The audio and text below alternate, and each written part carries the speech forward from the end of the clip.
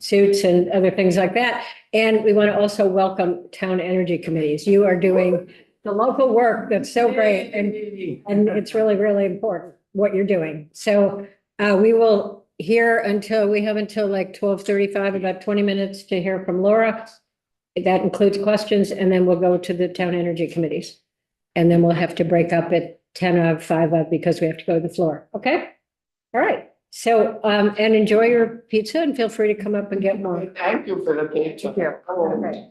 Thank the advocates for the pizza. Okay, so take it away. Okay, so thank you for having me here today. Again, I'm Laura Murphy. I'm Assistant Attorney General in the Attorney General's office, and I direct the office's Environmental Protection Unit.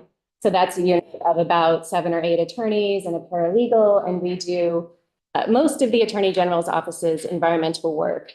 So I have a few things I'm prepared to talk about today. I'm certainly happy to take questions as we go. I don't have 20 minutes of material, so I think we could definitely end on Okay, time. fine, yeah. Which We is just wanted to great. make sure we didn't want to cut you short. No. That's all. Oh, and I should also say, I apologize. I have to get next door, so I'm going to need to leave. I won't be able to stay for the town presentation, so I apologize. So I thought I would just give first an overview for those who may not be intimately familiar with it of our Vermont's Climate Superfund Act. And then I can talk a little bit about the executive order that was issued last week. Last week, sorry, everything's a blur. Last week, that specifically called out Vermont for the Climate Superfund Act. I can talk a little bit about the litigation that's happening. I just as a kind of warning caveat, I'm not going to be able to say very much about the litigation or strategy or anything like that for obvious reasons, but I can tell you a little bit about that. And then if there's time, I can talk a little bit about executive orders generally and what our office is doing. And yeah, I think I'll just leave it at that. So I'll start off with an overview of the Climate Superfund Act, just as a refresher.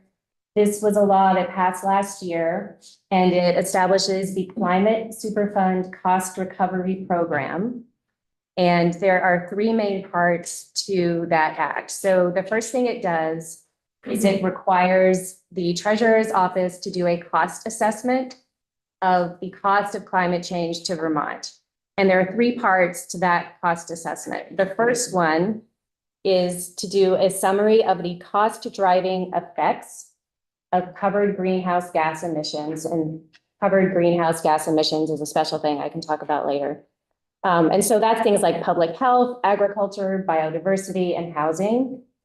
The second part of the cost assessment, again, this is what the treasurer, part of the treasurer's report, is to do a calculation of Vermont's past and future costs under each of those effects. And then the third part is to do a calculation of Vermont's past and future costs to abate these effects through climate adaptation projects. So this is a really, at least for purposes of the Climate Superfund Act, the rest of the Climate Superfund Act, this is a really key part of the report because it's identifying what Vermont's costs are to do climate change adaptation projects that are specifically attributable to certain greenhouse gas emissions. So that's important. So the second major part of the Climate Superfund is cost recovery demands. So this is the part of the act that requires ANR to, after rulemaking in a few years, to issue cost recovery demands to responsible parties. So responsible parties are basically fossil fuel extractors and refiners who are responsible for a certain amount of greenhouse gas emissions. I believe it's 1 billion metric tons. I want to make sure I don't mess that up. So ANR is going to do rulemaking, issue these cost recovery demands, and the cost recovery demand is based on the responsible party's particular share of greenhouse gas emissions from 1995 to 2024. So when I said covered greenhouse gas emissions, that's what that refers to. So the cost recovery demand is specifically proportional to their share of greenhouse gas emissions. And it's that proportion of Vermont's climate adaptation costs that the responsible party has to pay. So it makes a lot of sense. So So the third part of the law is the adaptation projects, right? So that's, those are identified in the resilience implementation strategy that the Agency of Natural Resources is working on. There's also a couple other places adaptation projects could be identified. One is the State Hazard Mitigation Plan, and another is Vermont's Community Resilience and Disaster Mitigation Grant Program. So these are the projects that the fund will fund. So that's the Superfund Act. The current deadlines, which I believe may be adjusted, are for the treasurer's report to be done by January of 2026, and for ANR's rulemaking to be done by January of 2027. Those, I think, maybe pushed out, but that's the current version of the law from last year. So I think everyone knows Vermont has been sued because of this Climate Superfund Act. We were sued by the United States Chamber of Commerce and another group alleging that the act is unconstitutional and that it violates the US Constitution. There are several different claims. One of them is a claim that Vermont is preempted by federal law. So basically, you can't do this because federal law says you can't, to put it in like very kind of layperson common sense terms. There's also a due process challenge. There's a Commerce Clause challenge, and that's related to effects on interstate commerce. And there's a couple other ones that I won't get into, but they're basically saying the law is unconstitutional. So I can't talk much about that. I will say that what is public information, so certainly the complaint that they filed is public, and the schedule in the case is public. And so the schedule, under the schedule, our deadline, the state's deadline to respond to the complaint is May 19th. And that case is in Vermont Federal District Court in Burlington. You may have also heard that New York has a climate superfund law. New York has also been sued. They've been sued twice, once by the same folks who sued us and once by a coalition of other states. West Virginia, I can't remember all the states, but there's a fairly large group of other states that are suing New York because of their Climate Superfund Act. So that's happening in New York. I guess any questions on that that I may or may not be able to answer? Yeah. Do I have to announce who I am? No. Oh, sorry. Yeah, Go ahead. Representative from Heinsberg. How close to is New York's law to our law? You know, and is there a chance that the lawsuits and stuff would go together, or are they going to go after states individually? And another follow-up, any other states coming down the pipe? So New York's law is very similar to Vermont's. It's not identical.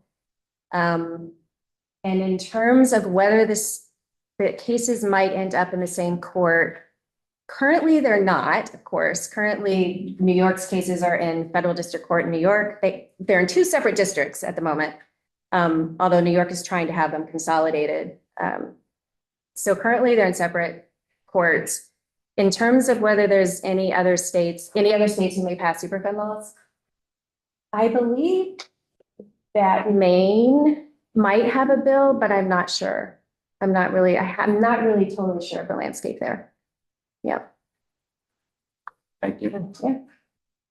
Any other questions on that, or you want to go I ahead? can move on. So I think maybe why we're here today is it's because of the executive order that was issued last week. So you can find it on, if you Google it, you'll be able to find it, State Overreach Executive Order. I believe it was April 8th that it was issued. So as with many, but not all executive orders, this order basically directs the US Attorney General to go and do something, right? So some executive orders don't actually cause anything to happen right away, other than to tell someone to go and do something. And so that's what this order does. It asks the United States Attorney General to go out and identify state laws, practices, local laws, make sure I get this right. Go identify all state and local laws, regulations, causes of action, policies, and practices. So that's a lot. that burden the identification, development, siting, production, or use of domestic energy resources. And the way this executive order refers to domestic energy resources does not include solar and wind. So there is a list that does not include solar and wind. So identify the state laws that interfere with domestic energy, where those laws are or may be unconstitutional, preempted by federal law, or otherwise unenforceable. So that's what the United States Attorney General's job is, to go out and identify all of these laws, prioritizing any laws purporting to address climate change or involving environmental, social, and governance initiatives, environmental justice, carbon or greenhouse gas emissions, and funds to collect carbon penalty. I mean, it's a lot, right? So there's a lot to prioritize. Then the executive order asks the Attorney General to expeditiously take all appropriate action to stop the enforcement of these state laws. So we don't know what that's going to be, right? So this is one of those executive orders. We don't know what the United States Attorney General is going to do under this take all appropriate action directive. Within 60 days, the Attorney General is supposed to report back regarding actions that she has taken, again, U.S. Attorney General, actions that she has taken, and also identify further actions that should be taken, whether legislative or otherwise, to stop the enforcement of these state laws. So, and of course, I should mention that Vermont was, along with New York and California, was specifically identified in this executive order as being a target. So language, I should have highlighted this. Vermont.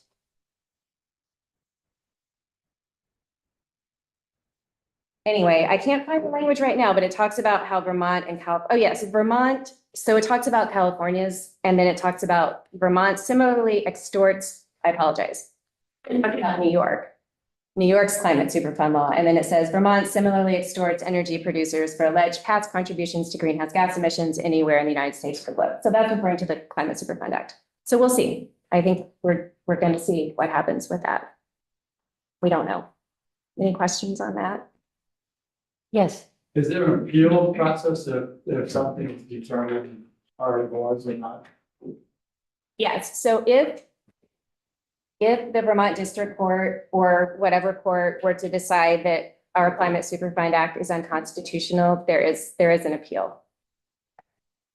So we can extend our appeal out for a while, so maybe something changes in liable reason. Well, litigation, that's a good question. Litigation does, without responding to that, litigation does take a while. So, yeah. Yeah. Rita. Hi, thank you. I'm also hearing that the administration wants to expand and update coal production in a big way. And I'm wondering do you have any sense how long that will take? I do not. Sorry. Candace White from Waitsfield.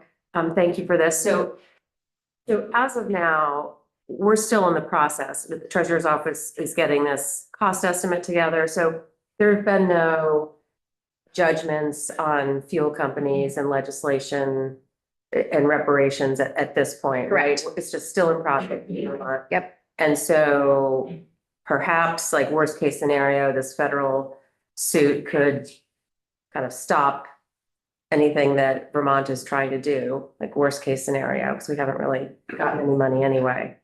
I'm just trying to think of like what the possible outcomes are. That is a possible outcome. Yep. Depending on what happens. Yep. I have a question. So with this ruling, executive order, could they target like a broad range of like our climate action plan or, any legislation that we've done that refers to our climate resilience or anything, we've done a number of things that are related.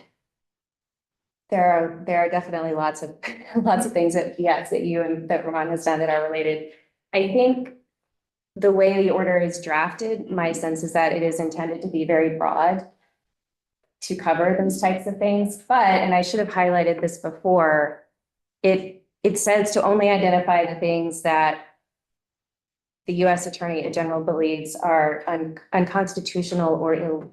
So I think whether the US Attorney General thinks our law is unconstitutional and illegal doesn't mean it is. And so I think that's where, again, depending on what happens, if then we do believe that our laws are constitutional and are legal, there would be a way to make that argument, I guess. And it will be the Attorney General's office that will be defending the state in court. Yes, I think that's safe to say. Okay. Ella? In our House Environment Committee, yesterday or earlier this week, we went over this with our legal counsel, and it was their opinion that up to 50 and all of our citing, anything that we were deciding, would all potentially be a target of this. That was not excluded just because. Would you agree with that statement, or? I wouldn't disagree with it, and I would probably take a closer look at the language in the order, but again, it is drafted quite broadly, the executive order. Doesn't mean that that whatever the US Attorney General decides is correct, of course, but. Yes, yeah. Is it down the road, if they bring some actions and say you can't do this? All various states, can states group together to defend, or is it going to be each state defending their own? I think it depends where the cases, if the cases are in the same court, right? So, and typically, unless there's a lot of cases that are very similar, they tend to proceed in the courts that they're in. That doesn't mean that if New York or Vermont gets a great decision, that doesn't mean that the other state can't use that decision in their case, right? So there could be some synergies there. It doesn't, but again, it would, so you may have heard of multi-district litigation. That's like the giant litigations where like hundreds of cases, maybe not always hundreds of cases. So it depends. This is a typical lawyer answer. It depends. Allison? Thanks so much. This is helpful for those of us who don't sit on these committees of jurisdiction. It's always, that's why this caucus is so helpful. Do you, I assume the US attorney is moving at their own pace. You've had no indication they've started this work yet, do you? Because your decision, I guess the question is, you're responding May 19th. Independent of what the US attorney's investigation is. Correct. That investigation. Right. Our court deadline to respond is May 19th. And correct, we don't know yet what the US Attorney General is planning. Right. So these are operating separate, sort of in separate lanes. Right. Deirdre Holmes from Sherlock. I was curious about, you talked about domestic energy sources and that solar and wind are not included in that.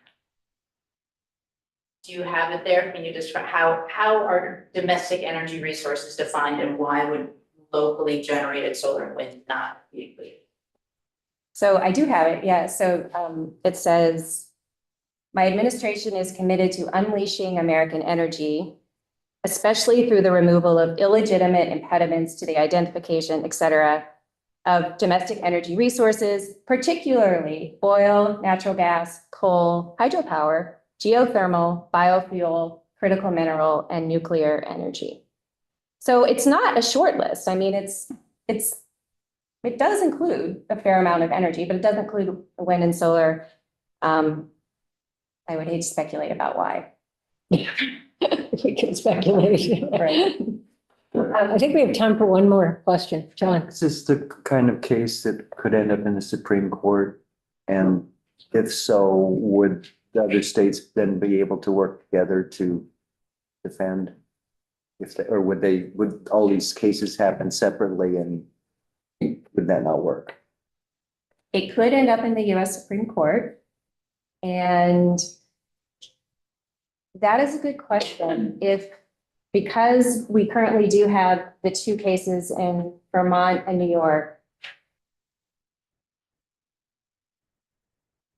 I expect It could- California it at is some point to possible get that- dragged into this. It is possible the US Supreme Court could decide to hear those together, right?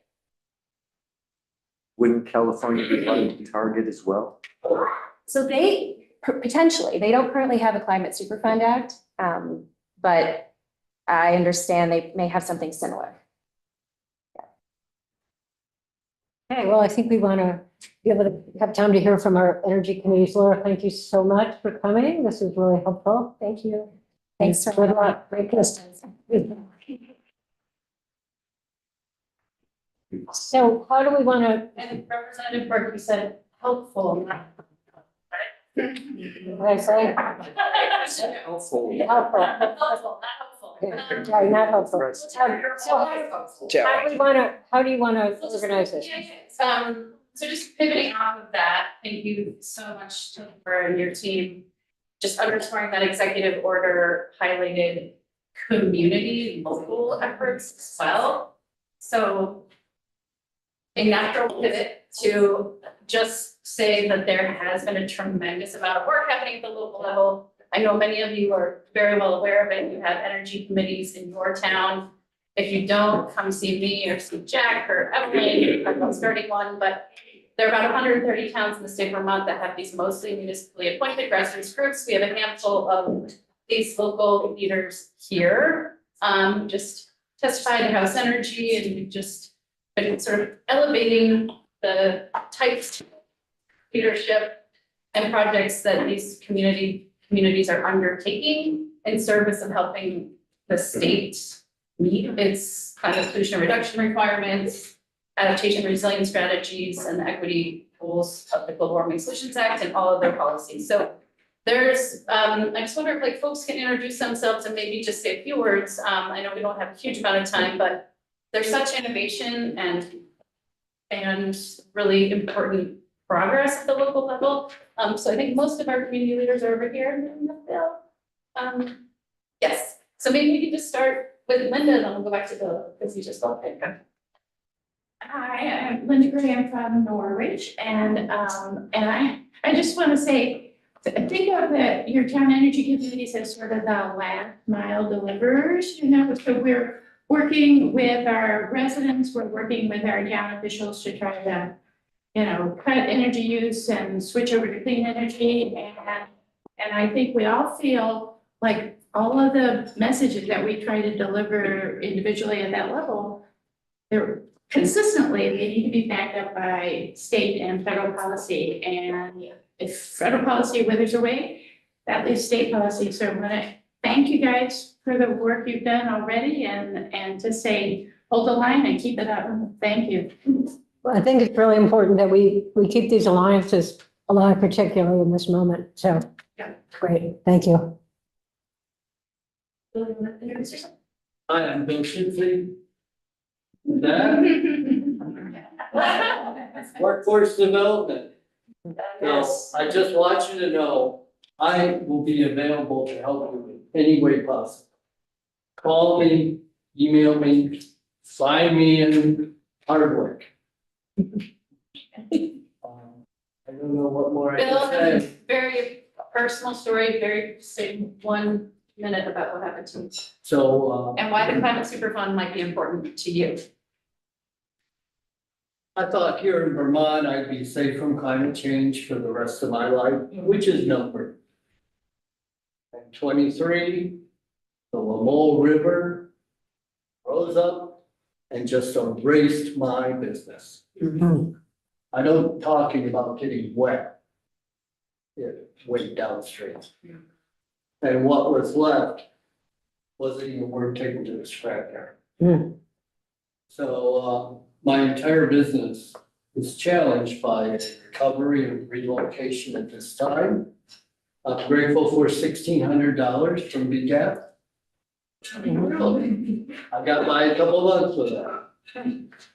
But the process of rebuilding the farm and business is going to take me some time. So thank you for your help. I'm Spence Putnam from Weybridge, and Town energy committees have the advantage of operating under the radar. Donald Trump has not noticed this yet. But we're happy to be as obstructive as we can of further development of fossil fuels. And it's important, I'd like to underline what Linda said, you provide the framework that we operate within. And you have widespread support, I think in the general populace, but certainly in our committees for what you've done and what you continue to do in spite of whatever the national government does. But you make it possible for us to galvanize hordes of people throughout the state who are working on this every day. So thanks. Steve. Great, thank you. Good afternoon, thanks. I'm Steve Meyer from Middlebury. Spence and I also serve on an energy committee in Middlebury as cousin Waybridge. 6 years ago, we started a small nonprofit called the Climate Economy Action Center of Addison County. And about a year ago, we launched an Energy Navigators program. It's an energy coaching program that works one-on-one with residents. And we're helping them through the both understanding what they should be doing in their home to electrify and move away from fossil fuels, but also helping them through this what's unfortunately become a morass of complicated processes and incentives and how do you do it and when should we start and all this stuff. And it's we've had good success so far. We're working with explicitly with funding support from 13 towns in Addison County. We've also just signed on with Brandon, who received some money from the Energy Efficiency Community Grant Program, Community Block Grant Program. Capacity is an issue. Other towns are interested in this kind of work, but being able to scale it up is a challenge. So Thank you. And former House member too. Yeah. You have to mention that. There are two of you in this room that I served with now that Allison left. Hi, Jim. I think that, Joey, maybe afterwards you can send out contacts to me and Becca and we can put it out to the whole caucus. So people want to connect with any of these groups, be available. Chuck, do you want to introduce yourself? Yeah, my name is Chuck Reese. I'm with Frankfurt Energy Committee Chair of that. Also a builder and I'm also like build efficiency contractor with the state. Philip, our representative. Our energy committee has been active in a lot of stuff. We got a bunch of solar panels put on our municipal buildings. And we are presently engaged in we got a block grant, to target 15 moderate low income homes to do audits, and we're working with the Navigate program. We're kind of hoping we can expand this concept. We're also taking that analysis to the next level, which is a more comprehensive look and modeling the house, and then end up with information that the homeowners can have to help them make decisions. The other thing we're trying to do, and we have a little bit of progress on it, is that we like to develop a local revolving energy loan fund where people can get the contractors to start their project and have some upfront money. And for lower income folks, that seems to be a big burden, So I think figuring out how we can get low income folks funded is important for moving projects. We have a lot of projects to do. If we're looking at the climate solution that goals, it's like 120,000 homes by 2030, which is never even close to what we've been doing. So helping us with funding to get some of these projects off the ground would be great. And thanks for all you do. Right. Hi, Kevin Thorland from Williston. I'm the chair of the Williston Energy Committee. First of all, thank you for all that you do. As others have mentioned, our committee is more similar. A lot of outreach through events and tabling and reaching out in the community. We have put a focus on lower income and energy burdened households, specifically reaching out to them. We partner with a lot of organizations and companies. Most recently, for a while now, Vermont Gas and Efficiency Vermont, and we distribute their energy kits. You've probably already seen it at some point. Just finding ways to engage with the community. We recently completed our work on the energy chapter for Williston's 2025 town plan. Make sure that energy is a kind of equal standing with a lot of other concerns the town has. And on the controversial side, we recently transmitted to the select board our recommendation for a clean heat standard in Williston, following very closely with what the work done in South Burlington and Burlington. The select board hasn't taken action on that yet, but throughout that, just becoming clear how challenging it can be to have action at that level or that impactful of the town when there's other action at the state and people want to know, well, which supersedes which, what can we do? Should we wait for this? Is this going to happen?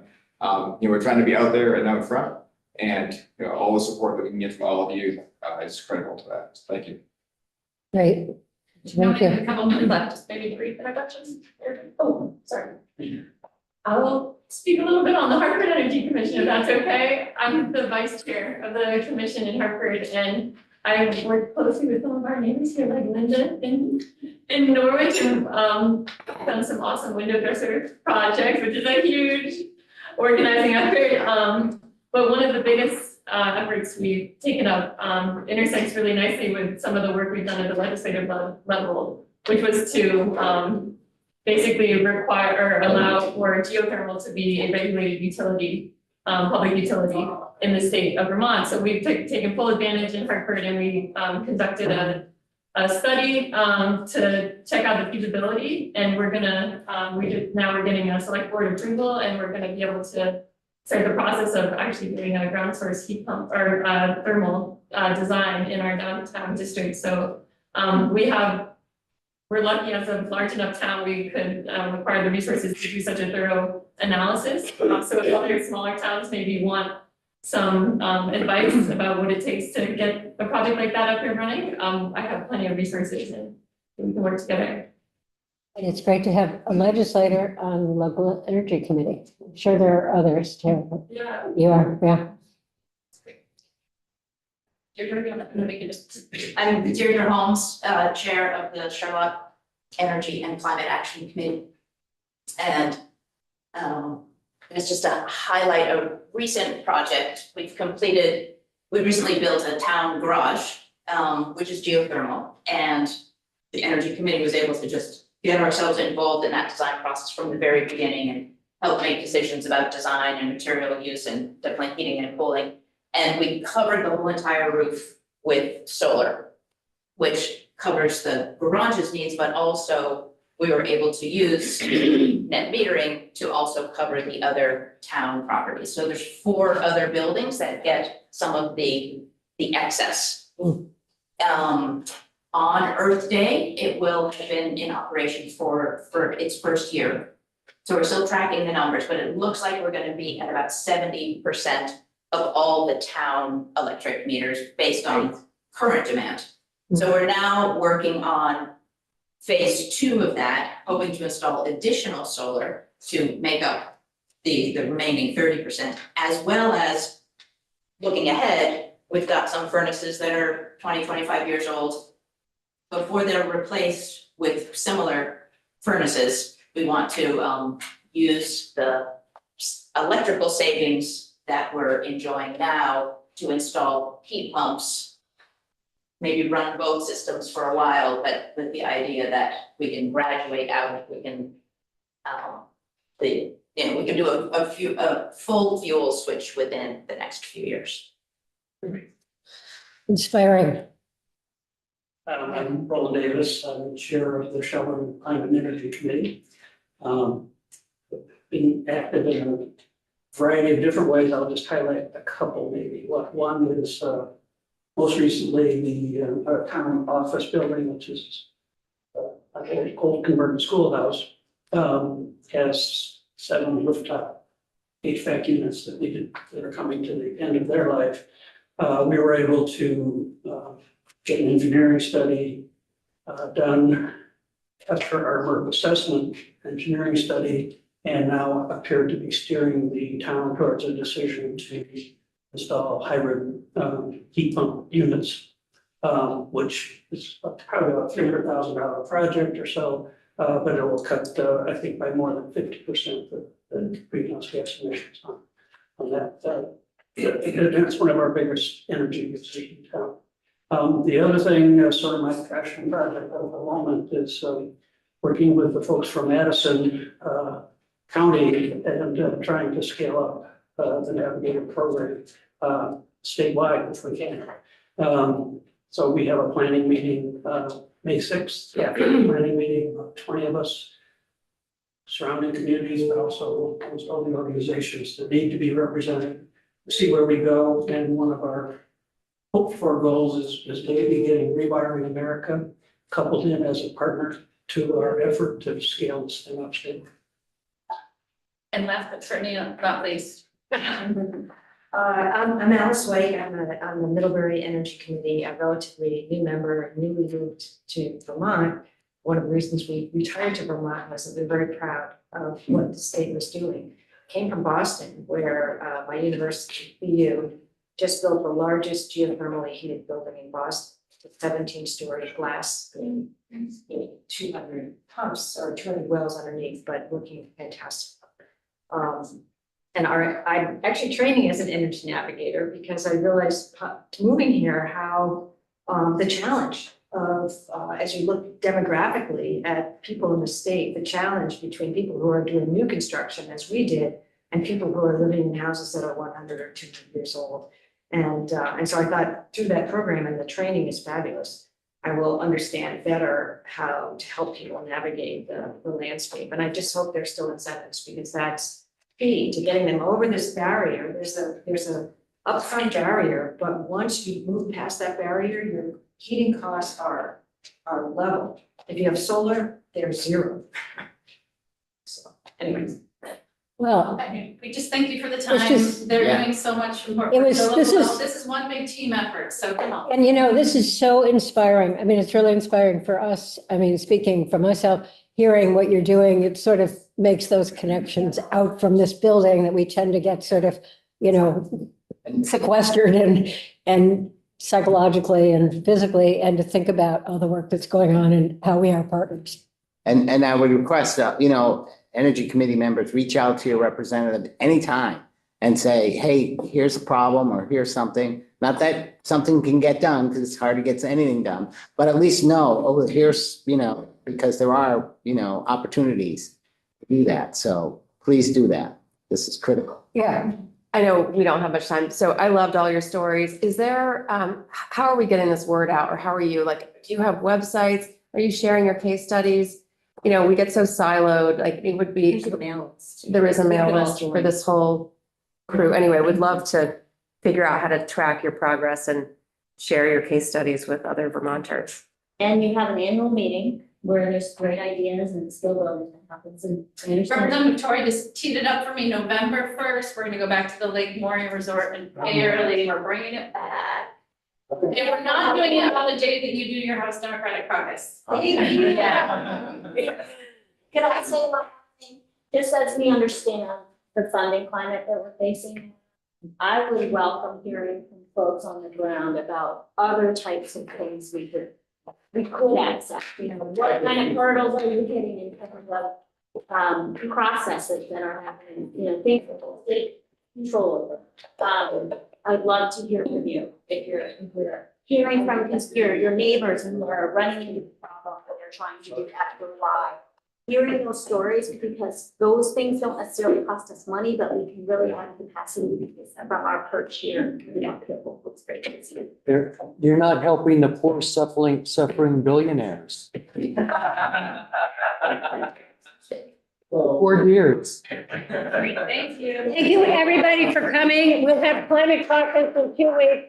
And you're always welcome to come to our climate caucus. It meets every other Thursday.